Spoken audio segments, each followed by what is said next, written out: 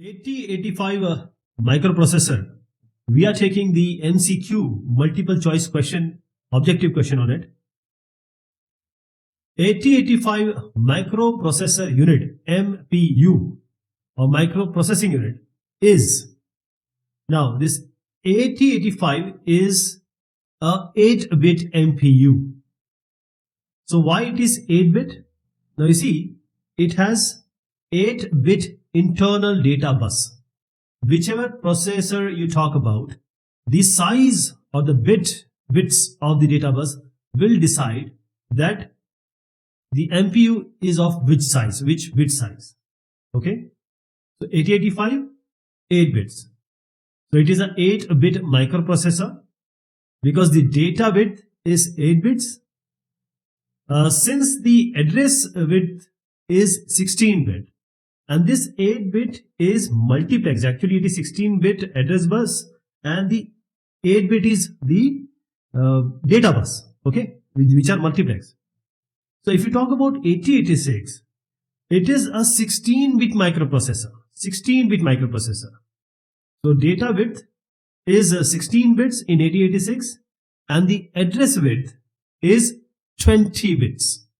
Okay, let me tell you again. 8086 16 bits, address width is 20 bits. The 8085 microprocessor has, so we just came to know that 8085 is having 8-bit data bus and 16-bit address bus. So the address bus is of 16-bit, and in this 16-bit, the 8-bit is used as the data bus. That is, there is no different data bus or address bus. They are not different, they are one. So 8-bit data bus, 16-bit is the address bus. So in 8085 microprocessor, 8 data lines are provided to transfer the data. That is the data bus. And these 8 lines are multiplexed. So they serve a dual purpose, two purpose of being used either for addressing, or it can be used for data transfer also, right? So these 8 lines serves as the lower 8-bit of the 18-bit address. So let me tell you here, AD0, it starts from here. And if you start from 0, it goes up to 15. That counts to 16. So AD0 till AD7, these are 8 bits. And these 8 bits are for data bus. And AD0 till A15, total in all the 16 bits, is for the address bus. Okay, because there is an ALE, we'll talk about ALE in a short while, latch, and that decides whether the data or this address bus will be used. So it is a 16-bit address bus, 8-bit data bus. What is the maximum addressing capability of Intel 8085? Now 8085 is a 8-bit microprocessor, and it has 16-bit address bus, 8-bit data bus, 16-bit address bus. So there is always a confusion that what is the maximum addressing capability. Maximum addressing capability comes from the address bus size, not the data bus size. Okay, so 64 KB has come from 2 to the power 16. Okay, in 8085, as I said, it is a 8-bit microprocessor. So you will just say, oh, 8-bit microprocessor, so 2 to the power 8, that is 256. No, it is actually 2 to the power 16. And when you take 2 to the power 16, 2 to the power 6 is 64. And 2 to the power 10 is 1024. You can count it as 1000 also. So that comes to be 64,000. So you can call it as 64 KB, kilobyte. But here is a catch. In this, whenever we talk about memory, 1000 is not equal to 1024 because this goes 1 KB is 1024 bytes. But still we call it as 64 kilobytes, and here kilo is 1024, not 1000, right? So 8085 is a 8-bit microprocessor, and it can have access up to 64 KB of memory. The main purpose of accumulator register of 8085. The name itself suggests that it is a register and it accumulates. Everything happens here. So this is a data storage and this is a temporary data storage used by the microprocessor. Temporary data storage. Okay, so we have in 8085 we have registers that are used to store data. So what is a register? Basically, flip-flop is for 1 bit. So when we have the combination of various flip-flops, you might have heard about JK flip-flop, SR flip-flop, D flip-flop like that. So when you combine the flip-flop, it will give result to a register. And register is the addressable memory. Okay. So it is an 8-bit, right? Accumulator, it is an 8-bit register that contains 8 flip-flop. It can store a maximum of 8 bits of data. So the importance of this accumulator is that in most of the 8-bit arithmetic and logical operation, whichever arithmetic logical operation is happening, the microprocessor will always take the first 8-bit number from the accumulator. Okay. So in 8085, we have accumulator. Along with this, we also have general purpose register. So B, C, D, E, H, L. These are 6 8-bit register. Each register contains 8 flip-flops. That is why it is 8-bit register. Each register can store a maximum of 8 bits. That is 1 byte of data. And for storing data greater than 8 bits, these registers are used in pairs. So B, C, D, E, H, L like this. So B is 8-bit, C combined. C is also 8-bit, it combines, and then 16-bit is used. So each register pair can store a maximum of 16 bits of data, that is 2 bytes of data. Right? These are general purpose registers. There are certain temporary registers also. 3 8-bit registers, W, X, Z. Each register can store a maximum of 8 bit, and these registers cannot be used by the programmer. It cannot be accessed by the programmer. These registers can be used only by the microprocessor in order to execute the operation. That is, the microprocessor will use these registers for the temporary storage of data. The status flag that is available in microprocessor 8085 but not available in microcontroller 8051. Now this is a very specific question with respect to one microprocessor and one microcontroller. So if you are able to understand the different flags, the status flag is whenever something is changing, the flag shows whether it is enabled or disabled. That is, for example, if a 100-page document is there, you want to show it to somebody, your officer, then you will put some flags, and those flags will determine the officer will have to open that these 3 are the flagged papers or part, and they have to read it. So flag can be, different flag can be either 0 or 1. So we say that it is set or not set. In flag register, this is an 8-bit flag register out of which 5 bits are used like this. So 5 bits are used. D0 is a carry flag. So this D2 is a parity flag.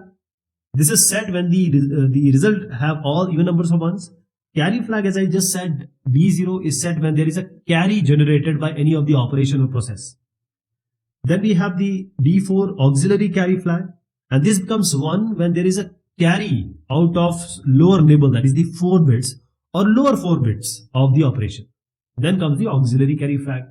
D5 is not D1, D3, D5. Now we have D6. This is 0 flag. This is set when the result of the operation becomes 0. All are zeros, then the 0 flags comes. Sign flag. This sign flag is set when the result of the operation is negative. Okay. And there are certain, depends on the microcontroller and microprocessor. For example, 0 flag is present in 8085, but it is not in 8051. There are certain flags which are in 8051 which may not be present in 8085 or 8086. But here the answer is a 0 flag. The highest priority interrupt in 8085 is, see if you are in a meeting, very important meeting with someone or some people, and some person came and he says, sir, I have to talk to you, it's very important. Or somebody comes to you, says, sir, I have to tell you something. There are 2 things, the 2 ways you can respond. you say, no, wait for some time and I'll talk to you. Or you say, oh, okay, tell me, come on. If it is important, just let me know. So the highest priority, that is, you need to listen to what the other person has to say before carrying on the meeting. That is the trap. The trap is the highest priority interrupt. Okay. So there are software interrupts, there are hardware interrupts, and the priority of interrupts, the top one is trap. Then comes this is a non-maskable. That is, the person will come, you cannot deny him. You have to address him, then you can continue your work or your meeting. And in terms of microprocessor has to, it cannot ignore this trap. Then comes RST 7.5, 6.5, 5.5 and INTR. So the answer here is trap. Which of the following interrupts is non-maskable in 8085 microprocessor? Non-maskable, again, the answer is trap. There are two types of interrupts, non-maskable or maskable. Non-maskable means you need to address that trap first. Or say, if the microprocessor can avoid, that are called maskable. The trap has the highest priority. Then comes RST 7.5, 6.5, 5.5 and INTR. So let me tell you again, there are maskable interrupts and non-maskable interrupts. Maskable interrupts are those which can be disabled or it can be ignored by the microprocessor. Okay. These interrupts can either be edge triggered or level triggered, so they can be disabled. INTR, RST 7.5, 6.5, 5.5. These are maskable interrupts in 8085 microprocessor. When it comes to non-maskable interrupts, they are those interrupts which cannot be disabled or ignored by the microprocessor. The trap is a non-maskable interrupt. It consists of both level as well as edge triggering and is used for certain very critical things like power failure condition. In this condition, power failure, the microprocessor has to respond. Microprocessor has to do something else. Which stack is used in 8085 microprocessors?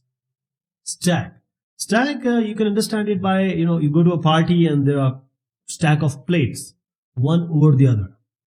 Okay, these are crockery or plates. So when you put a plate over one, you cannot take the below one before taking the top one. So this is called stack. This formation is called stack. In programming also, we implement this last in, first out. What is last in? The last in, that is the plate which is being put last, has to be taken out first. Last in, first out. So which stack is used in 8085 microprocessor? LIFO, last in, first out. Okay. So let me tell you more about this, because stack is very important when it comes to any of the microprocessor or the programming as well. So the stack pointer is an area of in the random access memory, read-write memory, and in which the temporary transformation is stored on last in, first out basis, RAM. So once it is this is the temporary information place. Once you initialize, that is, an address is assigned in the RAM area to the first stack entry position, for example here 2099, and then it progressively decreases. Please remember, when it goes up, it decreases. So the stack pointer register holds the address of the last byte written onto the stack, and this is also called the top of the stack, or you can call it as a stack top. So the stack pointer register holds this address. So the stack pointer can be incremented, decremented depending upon the push and pop condition. Push is pushing the data on top of the stack, and pop means taking out or removing from the top of the stack. Okay, this is push and pop, and stack pointer is all about having the address of that. What is the length of stack pointer? Stack pointer length. So we are talking about 8085.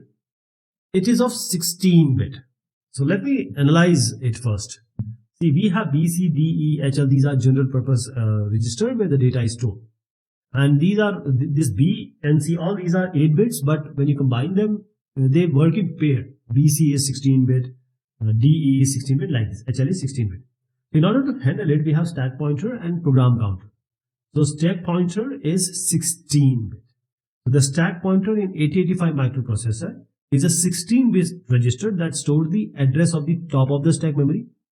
The value of the stack pointer is decremented by 2 in the push operation, and it will be incremented by 2 in the pop operation. For example, these stack of plates. So the top plate, the address is actually the stack pointer address.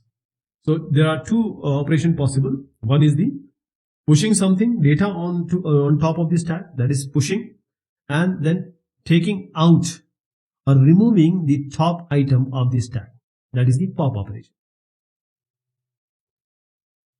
The program counter in a microprocessor. So what is a program counter here?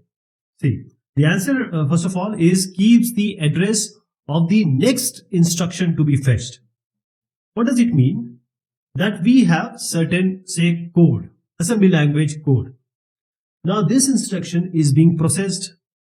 So the program counter will hold the address of the next instruction to be processed. I hope you got the idea. It held or holds the address of the next instruction to be fetched.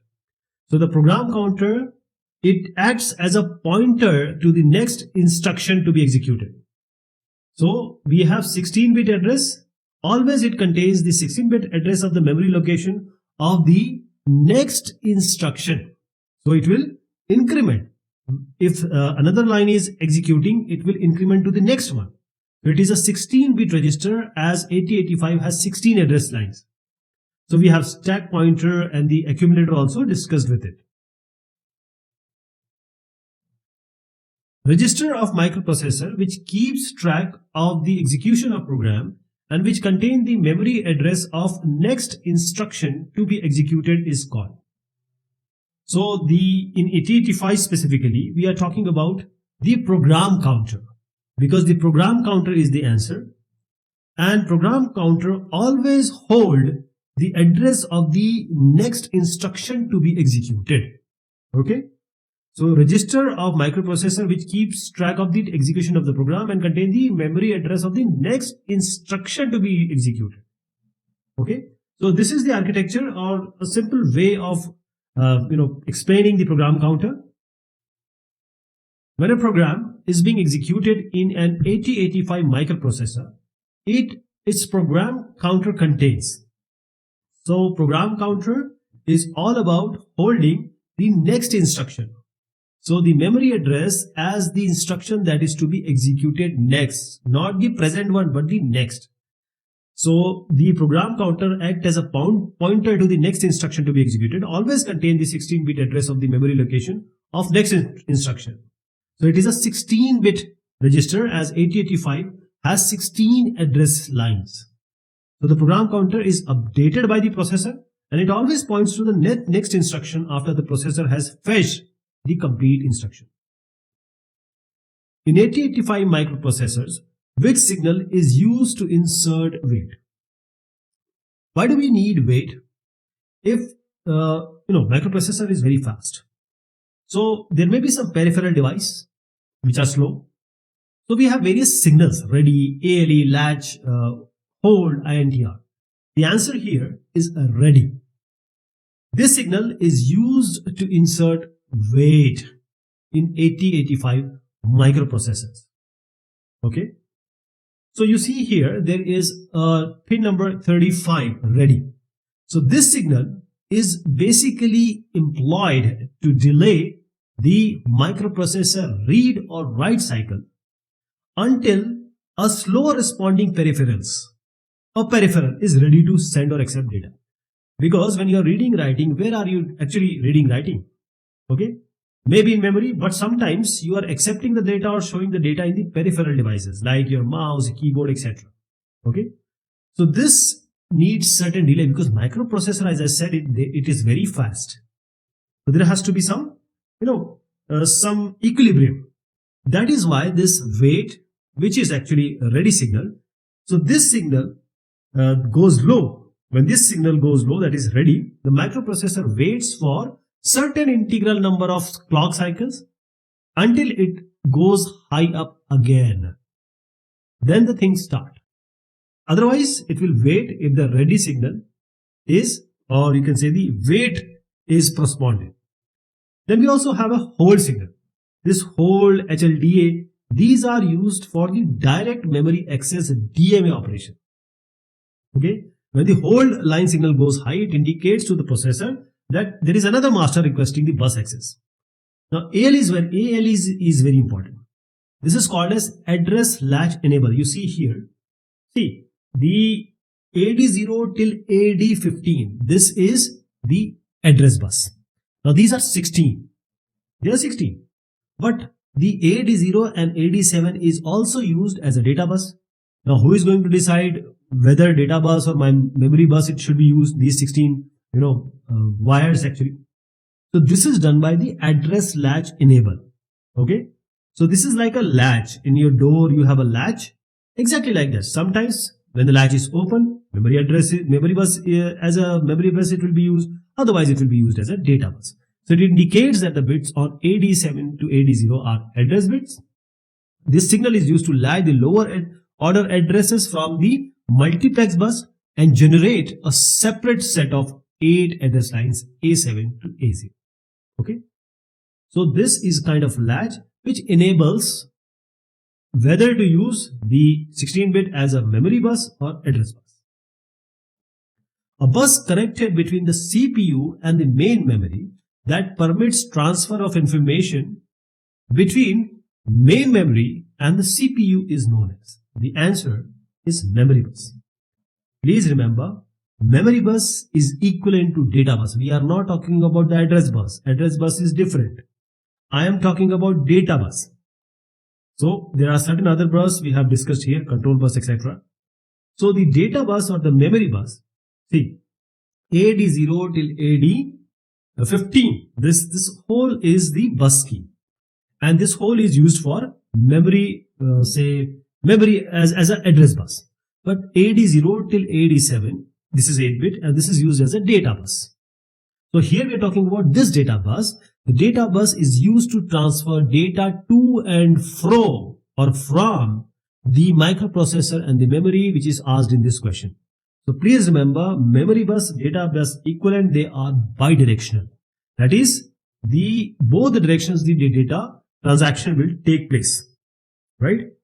This is called data bus or memory bus. Don't ever confuse it with the address bus. Address bus is different. Memory bus is different. Memory bus is simply your data bus, which is AD07, AD0 to AD7. While the address bus is AD0 to AD15. Okay. So we have the question which is corresponding to this memory bus. This is the answer. The other aspects here also which we need to understand. For example, the control bus and the address bus. Control bus, there are different lines, there are various lines which have specific functions for coordination and control or for the microprocessor operation, signaling, etc. So the control bus carries control signals partly unidirectional and partly bidirectional. We are talking about data bus which is equivalent to memory bus. Now coming to address bus. So the address bus carries addresses, and it is one-way bus from the microprocessor to the memory or other devices. Okay. In an 8085 microprocessor, which one of the following instructions changes the content of the accumulator? Now, accumulator is a very basic, register from where the data is first fetched. Okay. Now, there is SBIBE, that is H. Okay. Now, the answer is this. First, you need to understand that whenever some arithmetical or logical operation is done, there is some flag changing. That is, sometimes, there will be a carry, so carry flag will be set. Sometimes whole data is 0, so 0 flag will be set. This is how. So this question answer lies in that the arithmetic or logic operation update the data of accumulator and the flag register which you see here also. Only option 4, which is SBIBH, this is only the arithmetic operation. What this operation does, or what this instruction does, this instruction adds the content of the accumulator with the data which is given already here, BE, and stores the result again in the accumulator. So that is how the content of the accumulator is going to change, because this is arithmetic and logic operation, and this specifically deals with the change of the accumulator content. The ALU of a microprocessor performs operation of 8-bit 2's complement operands. What happens when the operation 7A and minus A2 is performed? This H is standing here for the hexadecimal. So basically the data is 7A and A2. Now the answer here is, if you're doing by yourself, you can just check that this is D8 in hexadecimal. The negative flag is set, right? How does it work? I'll just explain one by one. See, first of all, the number given here, this is 7A minus A2. So you're subtracting 7A, because it is hexadecimal, we can change it into binary. B is A2, you can again change it into the binary.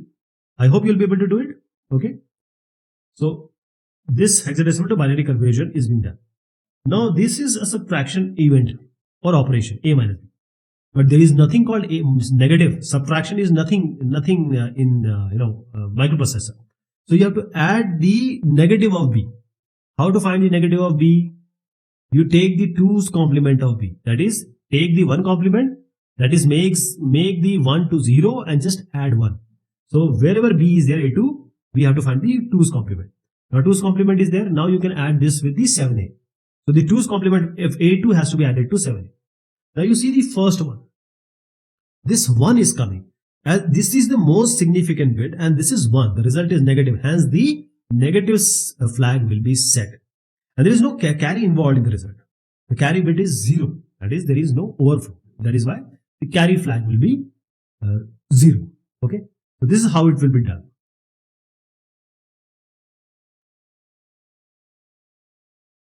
For the 8085 assembly language program given here, the content of the accumulator after the execution of the program is.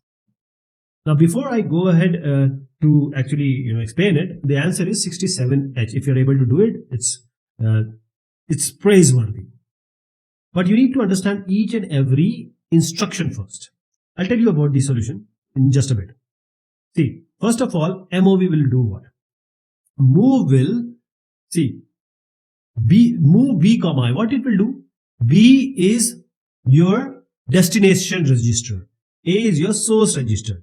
So this move, this instruction transfers the source register content to the destination register. Okay. From A, it will go to B. Okay. From source, it will go to the destination. Is that clear? Coming to MVI. MVI, this we have the one will be the register, another will be the data. So this instruction transfer the data into the destination register. MVI. If it is memory, this instruction transfers the data into the memory. XRA. XRA can be with memory, it can be with the some register. Okay. So this XRA is nothing but XOR, and A stands for accumulator. So the contents of the accumulator are XORed with the contents of the register or memory. So the XOR is simply, if it is 1 and 0 or 0 and 1, it will give you 1. If it is 0, 0, 1, 1, it will give you 0. Right? So XRA stands for that. Now, coming to one more here, which is your RAR. RAR. Now, RAR is nothing but using the carry flag, you are rotating, or you can say shifting one bit. So each binary bit of the accumulator is rotated right by one position through carry flag. That is, it is shifted one piece on the right through the carry flag. STC, the carry flag is set with this instruction. So STC, it will just set the carry flag to 1. And CMC, the carry flag is complemented with this instruction. Whatever is the carry flag, if it is 1, it will become 0. If it is 0, it will become 1. Now let us come to one by one. MVI A45H. What did I tell you? MVI. See, this is accumulator is now getting 45H. So 45, this is the binary equivalent. What is MOVBA doing? Now the register B is loaded with accumulator value. Accumulator was having what? 45. Now the register B is loaded with the accumulator value. Now B has the accumulator value. So A and B are having the same value, so it is same, this the binary equivalent of 45. Now STC will do what? Carry will be 1. CMC will do complemented. So carry was 1, it will become 0. And then RAR will do what? See, rotate the value of accumulator through carry. So you just have to see the A or B and just see we have just shifted it on 1. That is, if you remove the 1 from right hand side and add a 0 on the back, it will be same. So through the carry, through the 0, we have to use 0, okay? We are shifting it. So remove 1 and add a 0 here. This is what shifting means. Now XOR is what? Now accumulator is XORed with this. So you have to XOR A and B and put it in the A. So let us XOR. Just remember in XOR, if it is 0 and 1, what will come? It will 1 and 0, 1 will come. If both are zeros and both are 1, then 0 will come. Right? So when you XOR it, I hope you are getting it. 0, 0, 0, 1, 1, 0, 1, 1, and 1, 0 and 0, 1, it will be 1. Then the 67H will come if you converted this into hexadecimal. The clock frequency of an 8085 microprocessor is 5 MHz. If the time required to execute an instruction is 1.4 microsecond, then the total number of T states needed for executing the instruction is? The answer is 7. If you are able to do it, it's very good. But let me tell you, what is the concept here?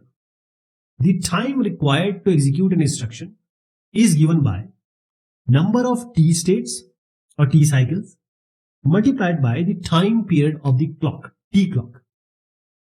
So the clock frequency is already given.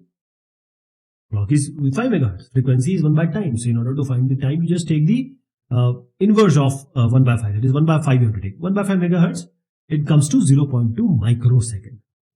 Right? So time and frequency are inversely related. Now time of clock we have got. Number of T states we don't know. But we do know that time, what is the actual time required for the instruction, which is 1.4 microsecond. And we have to find T clock, we have already found 0.2. 1.4 microsecond is the total time of execution, and is equal to 1.4 by 0.2. 1.4 by 0.2 is 7. This is the answer. Okay, this is all about this discussion. Thank you so much. Take care of yourself.